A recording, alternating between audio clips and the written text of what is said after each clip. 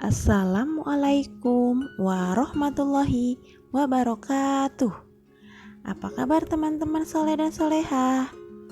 Mudah-mudahan teman-teman selalu dalam keadaan sehat ya, serta dalam lindungan Allah Subhanahu wa Ta'ala. Amin. Ya teman-teman, pada kesempatan kali ini insya Allah kita akan belajar materi tentang standar kompetensi kelulusan atau biasa disebutnya SKL.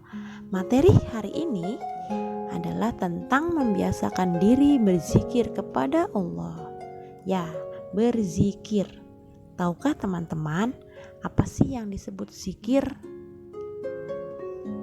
Zikir berasal dari bahasa Arab yang artinya adalah mengingat.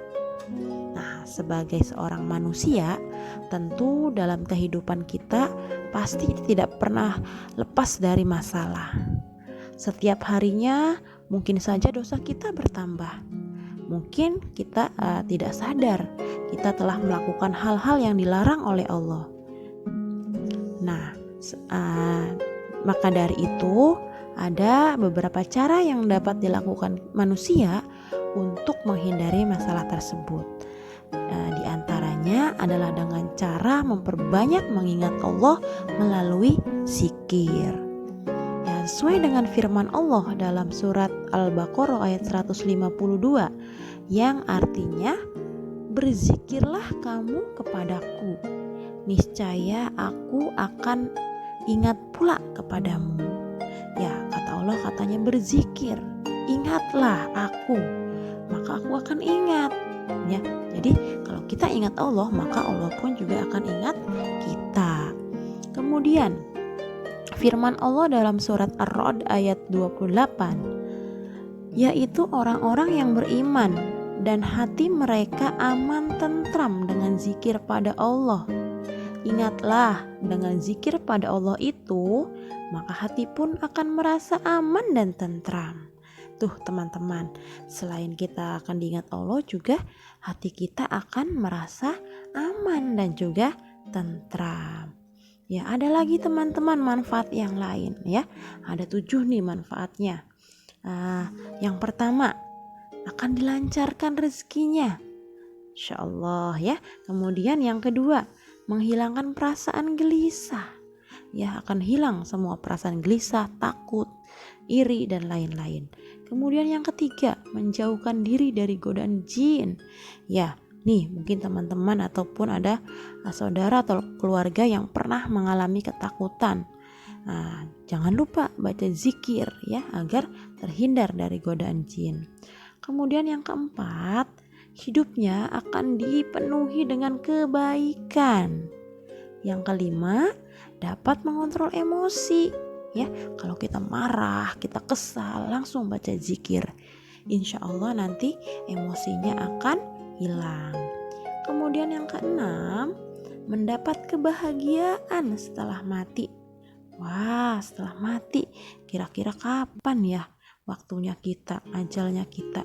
Nah, kita tidak tahu ya teman-teman ya, kapan kita, berapa lama kita akan hidup di dunia. Mudah-mudahan kita bisa mempersiapkan untuk kehidupan akhirat kita. Kemudian yang ketujuh adalah dengan cara berzikir kita akan dekat kepada Allah ya. Seperti yang tadi surat Al-Baqarah, ingatlah aku maka Allah akan ingat. Jadinya kita kan dekat ya. Kemudian kapan harusnya kita berzikir? Ada yang tahu? Ya, zikir itu tidak sama waktunya dengan sholat ya. Kalau sholat waktunya ya dikerjakan pada saat sholat saja.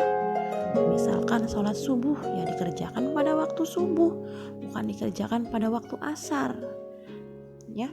Kemudian kalau sholat maghrib ya dikerjakan saat sholat maghrib, bukan dikerjakan saat sholat zuhur. Nah, sementara zikir ini bisa dikerjakan kapan saja teman-teman. Boleh dikerjakan pagi, siang, sore, malam, tengah malam, dan lain-lain ya. Waktunya bebas ya. Boleh sambil duduk, sambil berdiri, sambil tiduran, itu boleh. Nah, zikirnya juga boleh diucapkan ataupun juga boleh dalam hati. Lalu Lalu apa saja ya bacaan zikir? Nah, untuk bacaan zikir ini, yang pertama ada bacaan istighfar yang bunyinya astagfirullahaladzim. Kemudian ada juga tasbih, subhanallah. Ada tahmid yang ketiga, yaitu alhamdulillahirabbil alamin. Yang keempat ada tahlil, la ilaha illallah. Dan yang kelima ada takbir, Allahu akbar. Ya, teman-teman pernah mendengarkan bacaan zikir ini? Sering ya? Iya, jadi karena saking Allah itu menyeru kita untuk mengingat, maka kita pun juga sering banget mendengar bacaan-bacaan zikir ini. Ya, ini sangat baik teman-teman. Dibaca pada saat setelah selesai melaksanakan sholat juga sangat bagus ya. Misalkan nih, kalau teman-teman lihat saat sholat berjamaah, nah di situ kan banyak berjamaah tuh. Setelah selesai, para jamaah itu tidak langsung pergi, tapi duduk dulu, mengingat Allah dulu, zikir dulu. Ya, berapa yang harus kita ucapkan? Nah, untuk jumlah bacaan zikirnya ini tidak diwajibkan berapanya teman-teman, tapi terserah kita ya.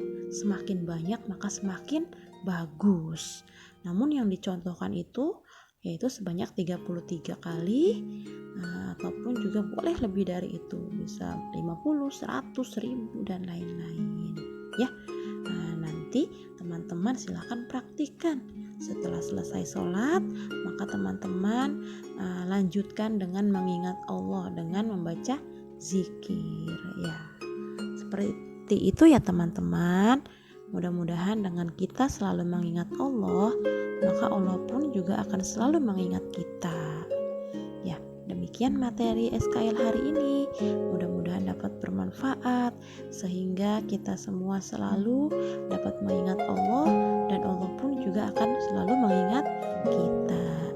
Terima kasih atas waktunya. Tetap semangat belajar. Assalamualaikum warahmatullahi wabarakatuh.